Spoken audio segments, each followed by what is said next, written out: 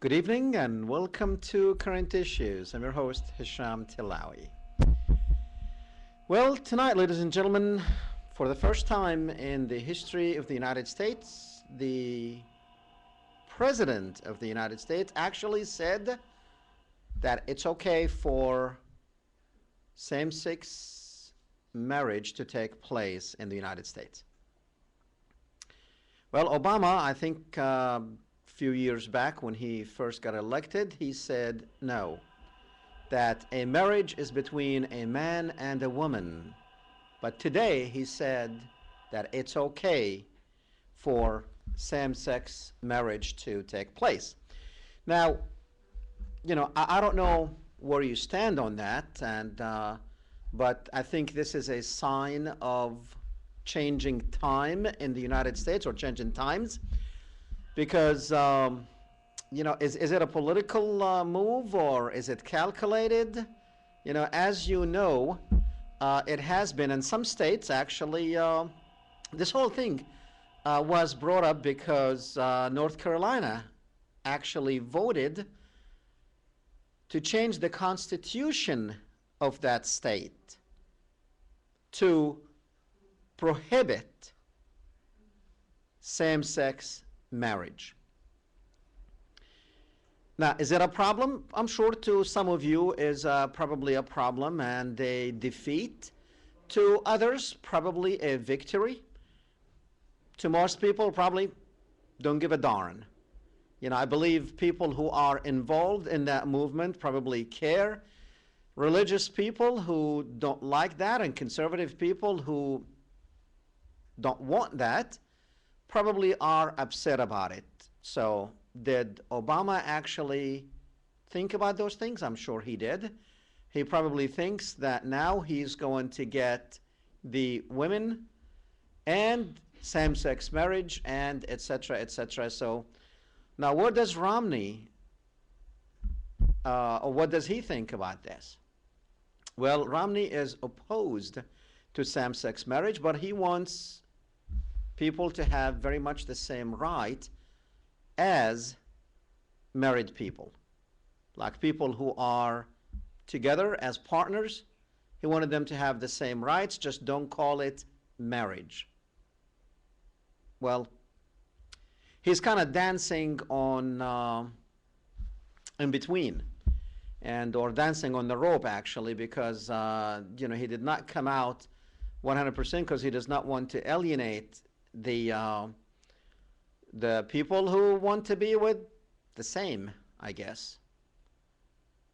But personally, I don't really care what people want and how they want to live their life. But I do have a problem with calling it marriage, though, because to me, I think marriage, the word marriage, and the way it has been understood over the ages, and especially for religious people and non-religious people, it means a marriage of a man and a woman. Now, I don't have a problem with people wanting to be with same sex. That's fine if that's what they want. But, and I do believe that they probably should have, if they are living together and if they are very much having a partnership in the same house, I really think that they should have the same rights as other citizens. So, I don't know. I guess that's going to be one of those big fights that the country is going to go through. Obama has evolved, he said. This was an evolution for him that I think he said that his daughters have friends whose parents are of the same sex, and they're okay with it, according to Obama. So he's okay with it. Now, is that how Obama makes decisions, and is that how he evolves? Because he mentioned that his daughters have friends, and they're okay with it? What does that mean?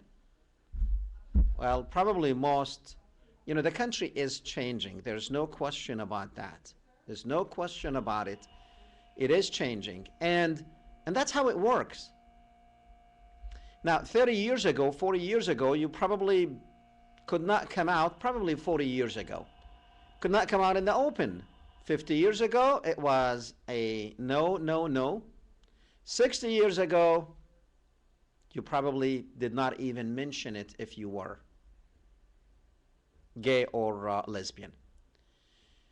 So if you do have political powers and you come out, even though the numbers are not that big, but if you scream loud, politicians will definitely and eventually they will hear you. It doesn't matter. If they think that they do have a vote, or if they think they're going to get an advantage over the other guy, they're going to go for it. And I believe that's exactly how Obama calculated it. And you know, it's amazing when you look at the numbers. You will see that I think it was like 60-some% of the gays and lesbian community, they're going to vote for Obama, and like 20-some% they were going to go for Romney. Even surprised that Romney even got anything. And then, of course, with women, it's very much the same thing. But anyway, the funny thing is with women, married women are split almost in half between Romney and Obama. Actually, I think 50% going for Romney, and probably it was like 48% going for Obama from married women. Now, single women, the opposite. It was like 68% going for Obama and only 20 some going for Romney. That's a lot, and that's a lot of difference. But it tells you that married women think different than single women for some reason. And I guess that's why they will be voting for Obama. I think it's going to be probably a tight race, because it's going to be, you know, issue. It's not really going to be character or candidate-driven election. I think it's going to be more like an issue-driven election. But at the end, whoever the media and the powers that be wants to be, even if the other guys happens to beat in the polls, they will find a way to put their guy in. We have seen it happen before. We've seen it happen with George Bush twice, because he definitely lost both times. But the powers that be wanted him to be the president of the United States, to accomplish some of the things that he had accomplished. And the same thing with Obama. Last election, they put someone in front of him that will not definitely get elected, and that is John McCain. And they give him Sarah Palin just to make sure that, you know, they were sure that John McCain will not be elected, but they wanted to be 100% sure, so they throw in Sarah Palin to make sure, to guarantee that John McCain loses and Obama wins. Well, it looks like it's going to be the same thing here with Mitt Romney. So the media will end up doing its job. The voters will go out there and do their best. And at the end, it's up to the powers who will intervene. We'll see. We'll see how this actually plays out. Anyway, second story tonight is the underwear bomber. That's another one. Underwear bomber part 2. The improved underwear. You know, it's really amazing, and we always said this. Everyone and in every situation that we heard of, now maybe there are some terrorists that they had caught in the middle of doing something, but they did not tell us about. All the ones they have told us about, The guy just happened to be either a double agent or an informant. The CIA underwear bomber part 2 that you have been hearing a lot about in the last couple of days. You know, we have a couple of videos that we're going to play for you, but I want you to listen to the people talking, from the reporters to the officials. They will talk about this as if it was real, even though from the beginning they knew no one will be in danger, but yet it's something that they concocted, and it happens every time. With most of the cases that we discussed here, well, not most, but actually all of the cases, our guys were there first to hold the terrorist hand. He's like working with either an informant, or he's working with FBI or CIA agent who knew everything from the beginning and who knew exactly what was happening and what was going on from the beginning. The latest one, if you have not heard of, well, it is the underwear bomber, and this bomb supposed to be like so sophisticated. Now, I don't even know why they would even tell us about these things, because definitely no one was in danger, but yet they will tell you, hey, look, we're getting good, we are getting those people, even though this guy was an agent. Let's play the first video. US authorities claim they foiled a terror plot to blow up an American-bound jetliner using a new and improved underwear bomb. CIA officials say the explosive was Al-Qaeda's redesigned version of the device used in the failed Christmas 2009 attack. The target was to be a passenger airliner bound for the U.S., though officials say no specific flight had been chosen and no ticket had been purchased. The plot, they say, was to originate in Yemen, and a potential suicide bomber had actually been identified. They say the plan was to use an upgraded version of the underwear bomb worn by Umar Abdul Muttalib, who tried to set it off on a Christmas Day flight to Detroit in 2009. That failed to work properly and simply caught fire. He's now serving a sentence of life in prison. This latest attempt, officials say, included a different detonation system, but as with the earlier device, no metal parts. Officials say the U.S. is now evaluating whether this latest device could have been detected by airport full-body scanners that are deployed here and at many airports for U.S.-bound flights. Intelligence officials say the device was almost certainly made by the top bomb maker for Al-Qaeda in Yemen, Ibrahim Hassan al-Asiri, the same man suspected of designing the 2009 underwear bomb, and the device is hidden in laser printer cartridges intercepted on overseas air cargo shipments destined for Chicago 2 years ago. What this incident makes clear is that this country has to continue to remain vigilant against those that would seek to attack this country, and we will do everything necessary to keep America safe. The U.S. is more concerned about Al-Qaeda in Yemen than any other terror group. Just yesterday, U.S. officials say a top Al-Qaeda operative, Fahd al-Qusso, was killed in an airstrike. He was wanted for the 2000 bombing of the USS Cole that killed 17 American sailors. US authorities claim they...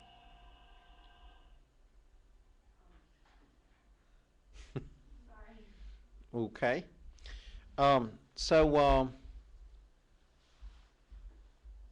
They said no flight was picked and no airline was picked and no ticket was purchased. So there was no plot, right? I mean, if the guy had this thing and he was an agent and he just turned it over to them, then there was no plot, there was nothing to blow up. But I don't understand, like when Leon Panetta said that we must be vigilant, and they just want to keep us at war. That's the whole thing. They just want to keep this war going. You know, Al-Qaeda, the whole thing about Al-Qaeda is actually, it's a CIA made to start with. It's a CIA made to start with. It's a game. It's really a game. Let's see another video for the same story. CIA says it has interrupted a plot by al-Qaeda's affiliate in Yemen to destroy a U.S.-bound airliner, doing it with an underwear bomb sporting a new design. This bomb represents an upgrade and a more sophisticated detonation system. The FBI is still trying to figure out how the bomb would have worked and whether it would have brought down a plane. The bomb was to be used around the one-year anniversary of the death of al-Qaeda leader Osama bin Laden, a date that recently passed. The plot was an upgrade of the underwear bomb that failed to detonate aboard a jetliner over Detroit on Christmas in 2009. It was a non-metallic bomb, so clearly they intended to penetrate U.S. airline security.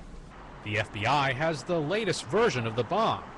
Well, it's understanding the CIA knew quite a bit about this plot and intercepted the bomb in the Middle East, and also was able to bring it back to the United States, where the FBI is examining it. It's unclear what happened to the would-be suicide bomber. The would-be suicide bomber was based in Yemen. Who it was to be is not clear.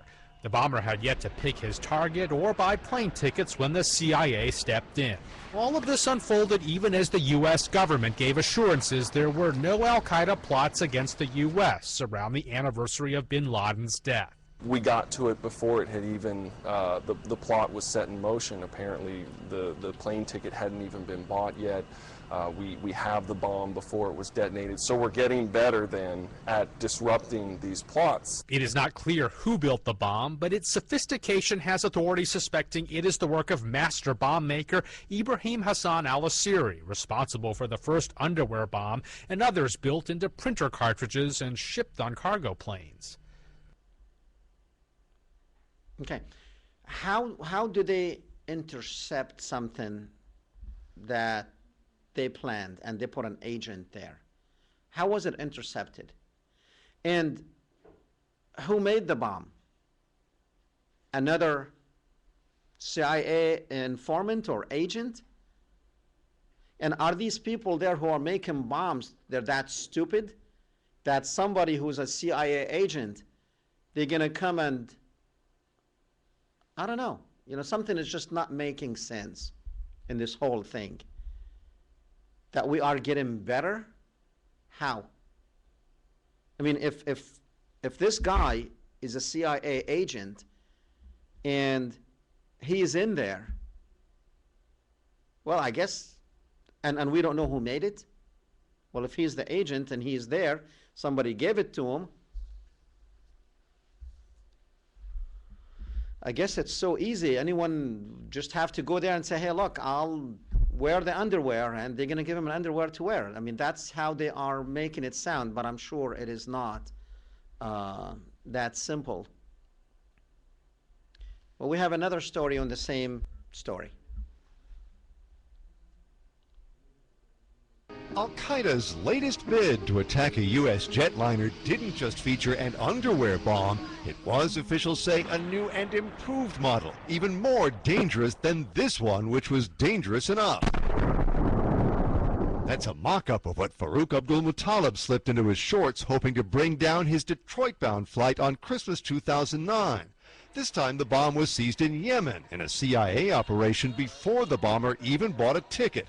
Good news, but still scary. But the plot itself indicates that these terrorists keep trying. They keep trying to devise more and more perverse and terrible ways to kill innocent people. President Obama was briefed last month and told no Americans were ever in danger.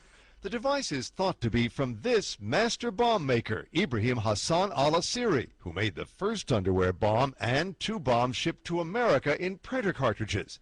But this time the device had no metal, not even in the detonator, so it could have sailed through security at many airports. I can say with certainty that it would not have been detectable by a metal detector, because there literally are no metal components to it. True, new high-tech body scanners at some airports might have picked it up, but only if the operator was alert. Now it would have been in the groin area, and that's when the screeners would have had to take the individual into what we call secondary screening. Yet a top security chief thinks all this high-tech gadgetry's ineffective overkill.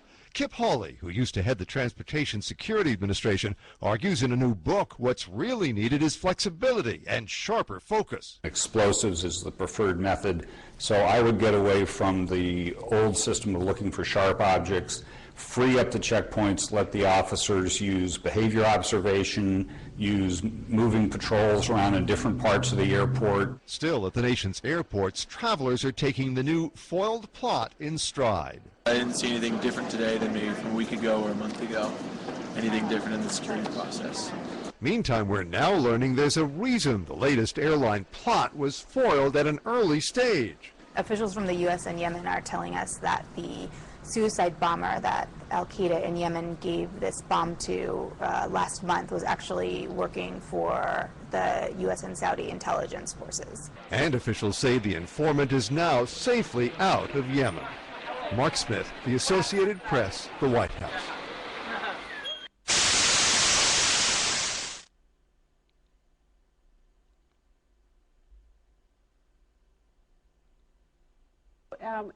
So if you think if we walked away from this, didn't give them money today, it would be worse for us from a security standpoint. I do. We're building a relationship that just did not exist. I said in our last trip when you were with me that we had a huge trust deficit, in part because the United States had, to be fair, we had helped to create the problem we're now fighting. How? Because when the Soviet Union invaded Afghanistan, we had this brilliant idea that we were going to come to Pakistan and create a force of mujahideen, equip them with Stinger missiles and everything else to go after the Soviets inside Afghanistan. And we were successful. The Soviets left Afghanistan, and then we said, great, goodbye, leaving these trained people who were fanatical in Afghanistan and Pakistan, leaving them well armed, creating a mess, frankly, that at the time we didn't really recognize. We were just so happy to see the Soviet Union fall, and we thought, okay, fine, we're okay now. Everything's going to be so much better. Now you look back, the people we're fighting today, we were supporting in the fight against the Soviets. Okay. Now, the beginning of the last clip, it said that Al-Qaeda has gotten much better in designing these bombs to try to blow up an airliner.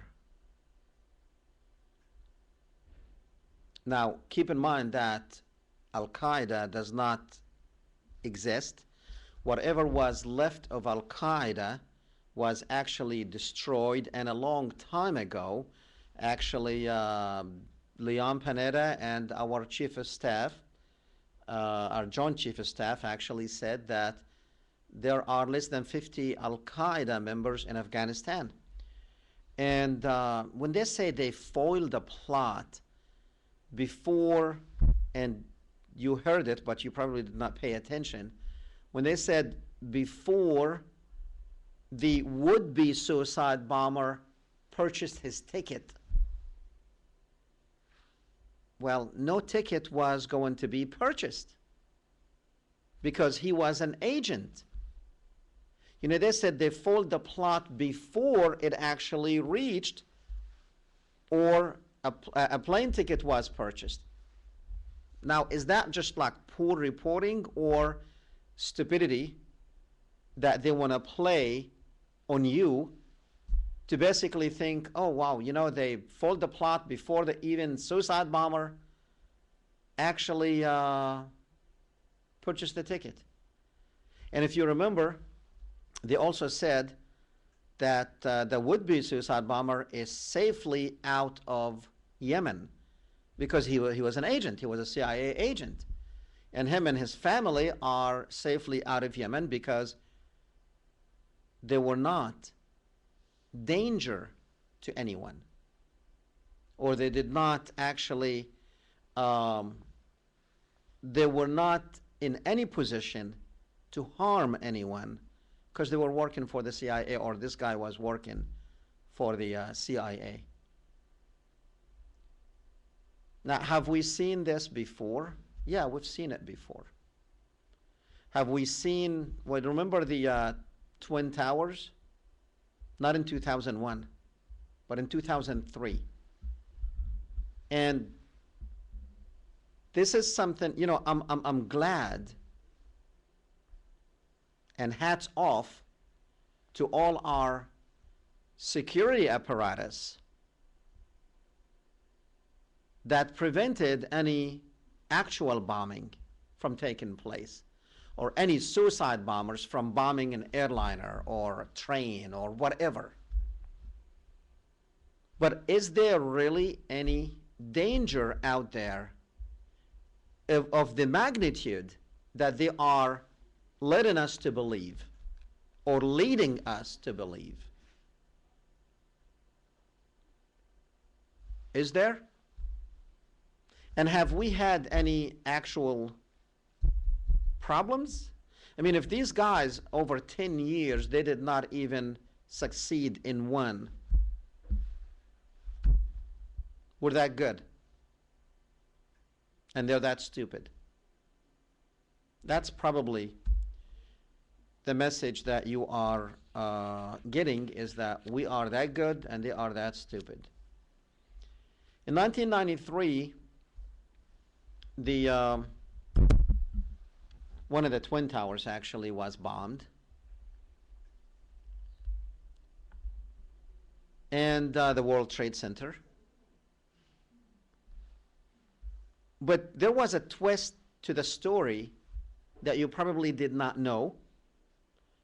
And it did not even make it into the courtroom when those people who were working as informants with the FBI and working with the FBI, or the FBI was working with them, but something went wrong. I guess they were supposed to have like fake bombs, or the bombs were not supposed to go off or something, but they ended up going off. But they weren't like huge bombs to bring the building down. Remember the 1993 World Trade Center bombing? Well, you probably were too young back then. We're going to show you, and if you were, and if you remember, we're going just to kind of bring back your memory to 1993.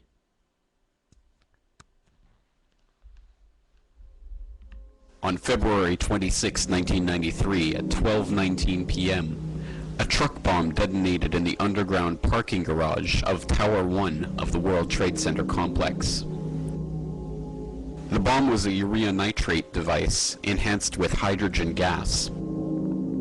The bomb ripped a 30-meter wide hole through 4 sublevels of concrete. 6 people were killed and 1,042 injured as smoke poured into the towers. Investigators found the axle of the Ryder truck that was used in the bombing and were able to trace the vehicle identification number to the man who rented the truck, Mohammed Salame. Eventually, blame for the bombing came to rest with Ramzi Youssef, whose uncle, Khalid Sheikh Mohammed, or KSM, confessed to masterminding the 9/11 attacks from A to Z in a highly dubious, heavily redacted confession extracted after 4 years of torture in a secret CIA prison, and after having his sons abducted and used as bargaining chips in the interrogation process. Media fascination with the case was quick to focus on Ramzi Youssef.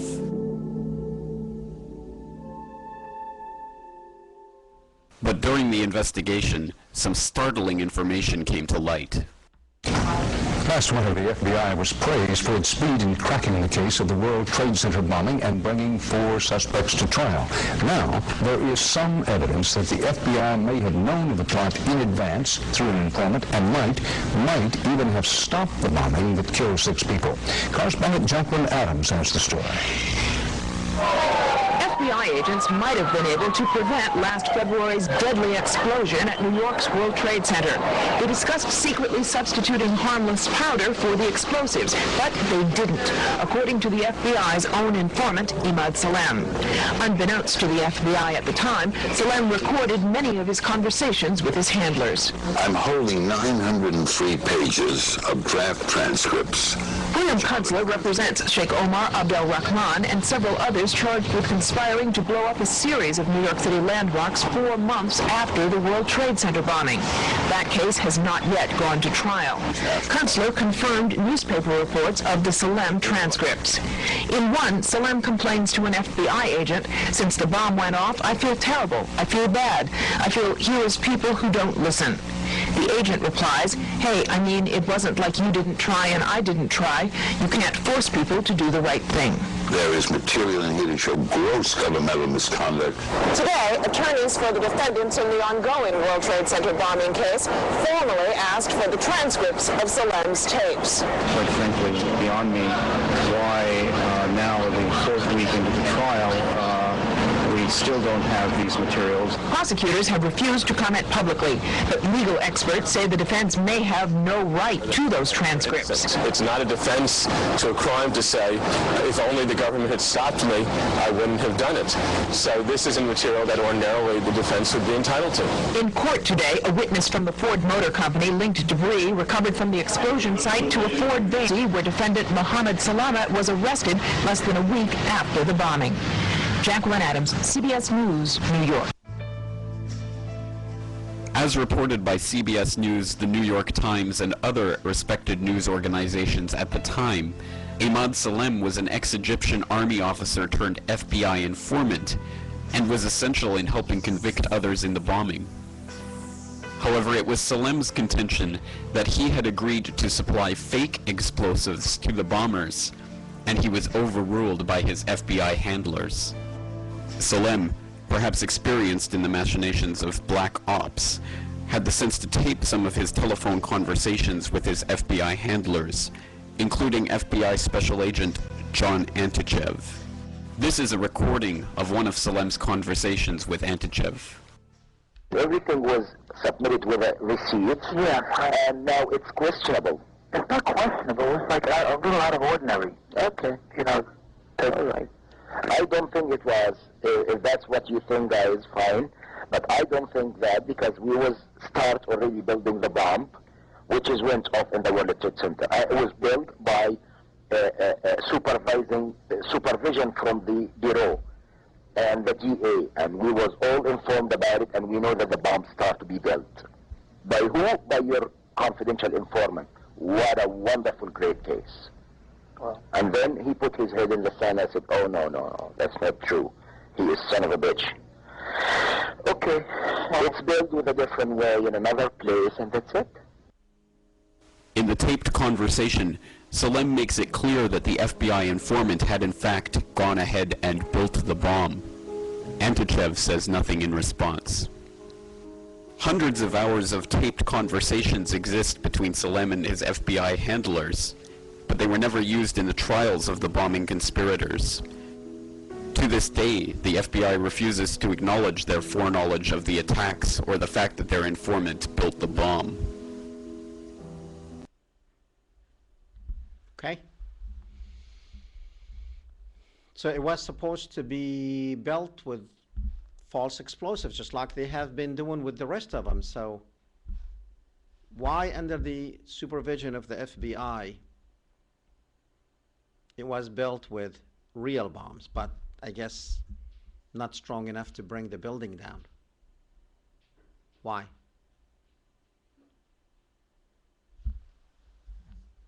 And they say, "Oh, it's not important. That's not important to because to be discussed in court.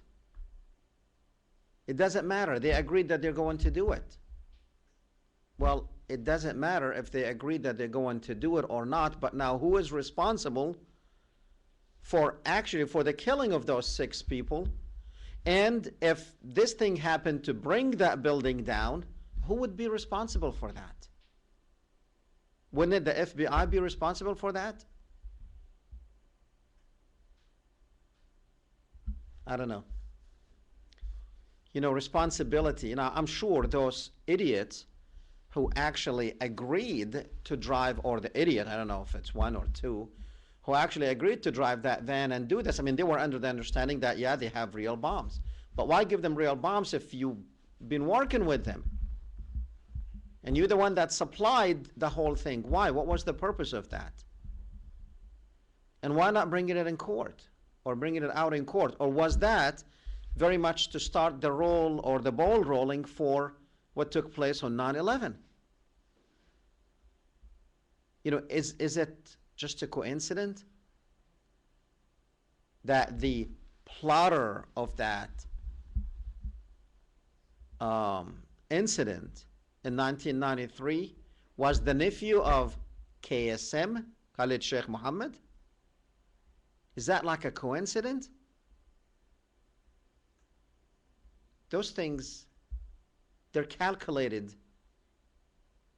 to the T. It could not be a coincidence. You know that guy, Ramzi Youssef, I believe his name? He was the nephew of KSM, Khalid Sheikh Mohammed, the one who actually confessed to planning, plotting, executing everything from A to Z, 9/11, that changed the world. Why did they do this? What is the purpose of this? I don't know. We're just asking questions. We're just asking questions. And also, you know, it's not just in the United States. It also happens, and you know, we could have brought you many, many incidences like this where the people who are supposed to be protecting against this actually sometimes they allow things to happen. It's like they know about it, and if you read the 9/11 Commission report, you will see it's nothing but a chronological story of who was following these supposedly bombers, or hijackers actually in their case, the 9/11 hijackers. It's like they knew who they were, they knew where they lived, they knew what they were doing, they knew everything, but yet it took place. You remember 7/7 in London? You know, the thing that very much killed many people? They were also connected to the security apparatus there in London. Let's play the last video. 4 for 5. John Loftus is a terrorism expert and a former prosecutor for the Justice Department. John, good to see you again. So, real quickly here, have you heard anything about this Hassan Hussein who just picked up in Rome? Know that name at all? Yeah, all these guys seem to be going back to an organization called Al-Muhajirun, which means the immigrants. It was the recruiting arm of Al-Qaeda in London. They specialized in recruiting kids whose families had emigrated to Britain, but who had British passports. And they would use them for terrorist work. So a couple of them now have Somali connections? Yeah, it was not unusual. Somalia, Eritrea, the first group, of course, were primarily Pakistani. But what they had in common was they were all immigrant groups in Britain recruited by this Al-Muhajirun group. They were headed by, Captain Hook, the Imam in London, the Queensbury Mosque, without the arm. He was the head of that organization. Now, his assistant was a guy named Aswat, Harun Rashid Aswat. Who they picked up. Yeah. Aswat is believed to be the mastermind of all the bombings in London. On the 7/7 and 7/21, this is the guy, we think. This is the guy, and what's really embarrassing is that the entire British police are out chasing him, and one wing of the British government, MI6, or the British Secret Service, has been hiding him. And this has been a real source of contention between CIA, Hold on, John. Justice Department, and Britain. MI6 has been hiding him. Are you saying that he has been working for them? Oh, I'm not saying it. This is what the Muslim sheikh said in an interview in a British newspaper back in 2001. So he's a double agent, or what? He's a double agent. He's working for the, so he's working for the Brits to try to give them information about Al-Qaeda, but in reality, he's still an Al-Qaeda operative. Yeah, the CIA and the Israelis all accused MI6 of letting all these terrorists live in London, not because they were getting Al-Qaeda information, but for appeasement. It was one of those, you leave us alone, we leave you alone kind of things. Well, we left them alone too long then. Absolutely. Now, we knew about this guy Aswat. Back in 1999, he came to America. The Justice Department wanted to indict him in Seattle because him and his buddy were trying to set up a terrorist training school in Oregon. So they indicted the buddy, right? But why didn't they indict him? Well, it comes out, we've just learned that the headquarters of the U.S. Justice Department ordered the Seattle prosecutors not to touch Aswat. Hello. Now, hold on. Why? And that's, well, apparently Aswat was working for British intelligence. Now, Aswat's boss, the one-armed Captain Hook, he gets indicted 2 years later. So the guy above him and below him get indicted, but not Aswat. Now, there's a split of opinion within U.S. intelligence. Some people say that the British intelligence fibbed to us. They told us that Aswat was dead, and that's why the New York group dropped the case. That's not what most of the Justice Department thinks. They think that it was just, again, covering up for this very publicly affiliated guy with Al Mujarrab. He was a British intelligence plant. So all of a sudden, he disappears. He's in South Africa. We think he's dead. We don't know he's down there. Last month, the South African Secret Service come across the guy. Yeah, now the CIA says, oh, he's alive. Our CIA says, okay, let's arrest him. But the Brits say no again? The Brits say no. Now, at this point, 2 weeks ago, the Brits know that the CIA wants to get a hold of Haroon. So what happens? He takes off again. Goes right to London. He isn't arrested when he lands. He isn't arrested when he leaves. Even though he's on a watch list. He's on the watch list. The only reason he could get away with that was if he was working for British intelligence. He was a wanted man. And then takes off the day before the bombing, as I understand it? Yeah, and goes to Pakistan. Pakistan is they jail him. They jail him. He's released within 24 hours, back to southern Africa, goes to Zimbabwe, and is arrested in Zambia. Now the U.S., we're trying to get our hands on this guy. John, hang around. You confused yet or not? Well, that is the world, the dark world of intelligence. So they got these guys that are going around doing the bombings, but yet you have British intelligence are holding their hands, and I'm sure they know exactly what they're doing. So this guy, they allowed him, and he went through, 7/7 and 7/21, and he was still a free man. Why? Makes you wonder.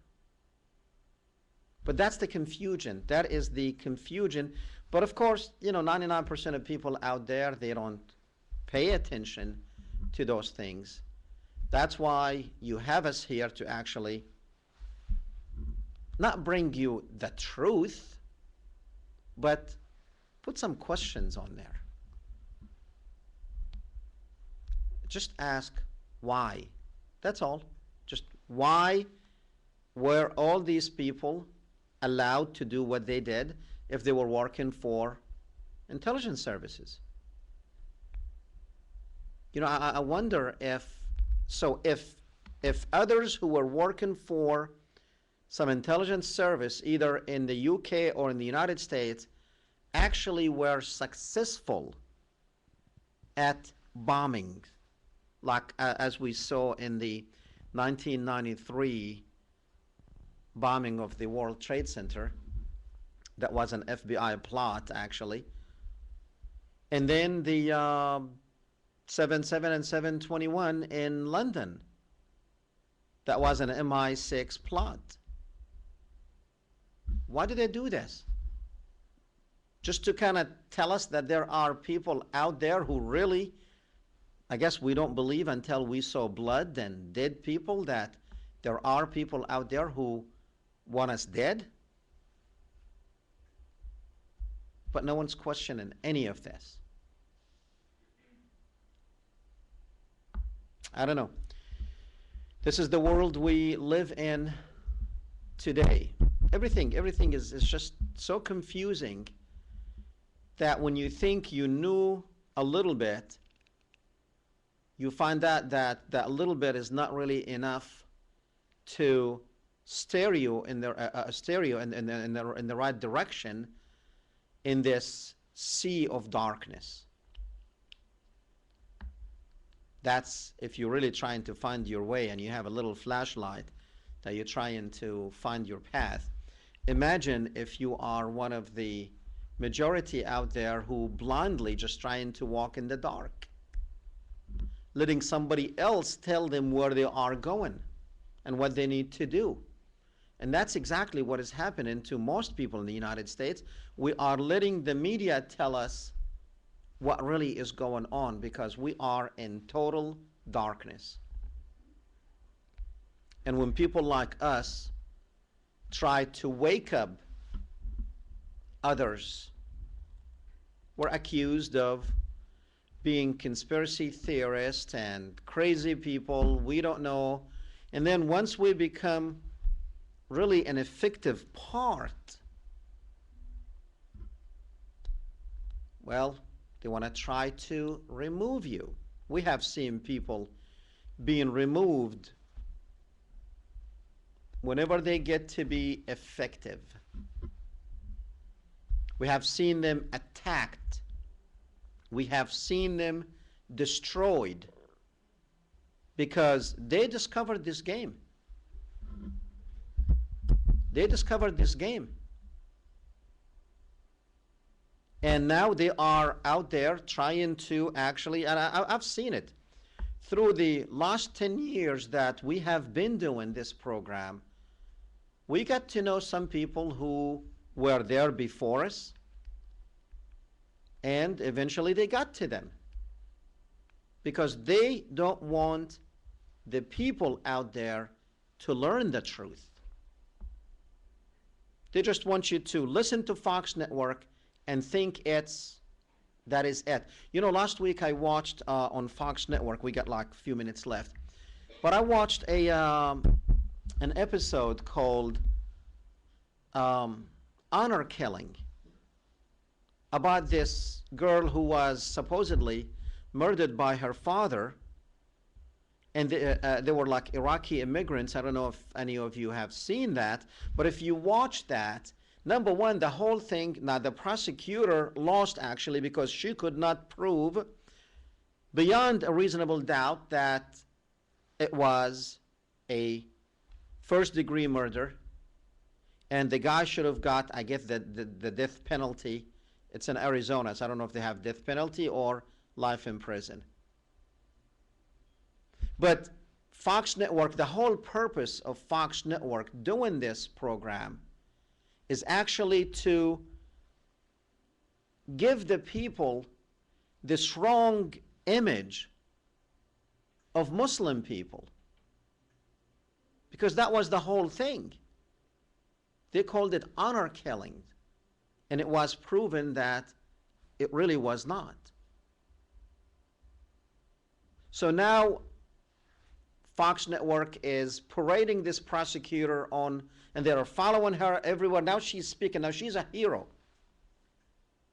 Now even though she lost, she could not prove that this was, you know, they just wanted to bring up this thing called honor killing, and that's another negative thing that they can add to the Muslims. Anyway, we don't really have much time to go into details about what this honor killing is all about. I just wanted to mention that for those of you who actually saw the program, that it was designed for an agenda. It was not designed, you know, it was designed just to basically tell you that Muslims are in the United States and our courts are going to be sympathetic to them. That somehow this Sharia law that they keep scaring everybody with, that is going to be at a courthouse near you, even though it's impossible. It cannot happen, but they don't tell you that. Now, this case was tried in Arizona, and the jury found the defendant not guilty of the first degree murder. So the prosecutor, I guess, got Fox Network to do a program on her, because now she is a big shot doing nothing but speaking engagements, talking negative about Muslims in the United States, and talking that, oh, you know, now the court system is going to be using Sharia law.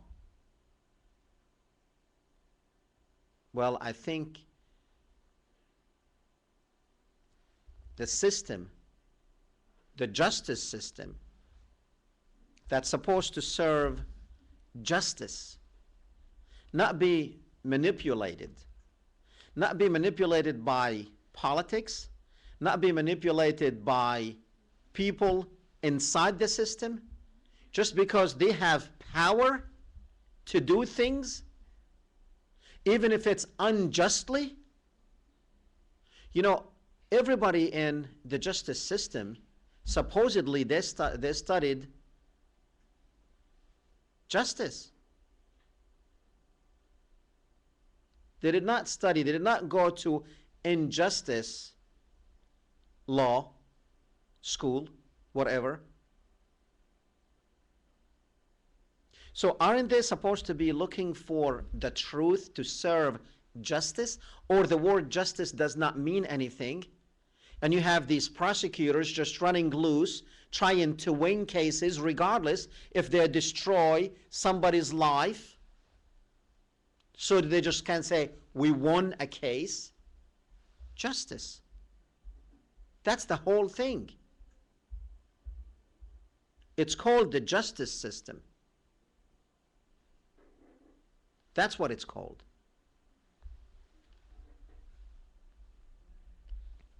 Anyway, that's basically all the stories that we wanted to share with you tonight, and tell you that really, you know, the system is supposed to work. Supposed to work for justice. It's not supposed to be manipulated by others inside the system. So this prosecutor, who very much wanted to, I guess, the whole thing, she wanted to win. And Fox Network will, you know, they did a huge interview with her. And, you know, she was so, you know, they bring her and the camera starts focusing on her emotions when she is talking how bad it was for her to lose. Well, I say everybody in the justice system should not take their work personally and get attached to that work.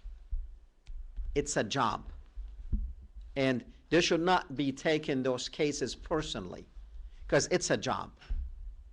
Once they start taking it personally, that's when they will be leading themselves and others into injustice, because now they are attached to the case. They have personal interest in the case.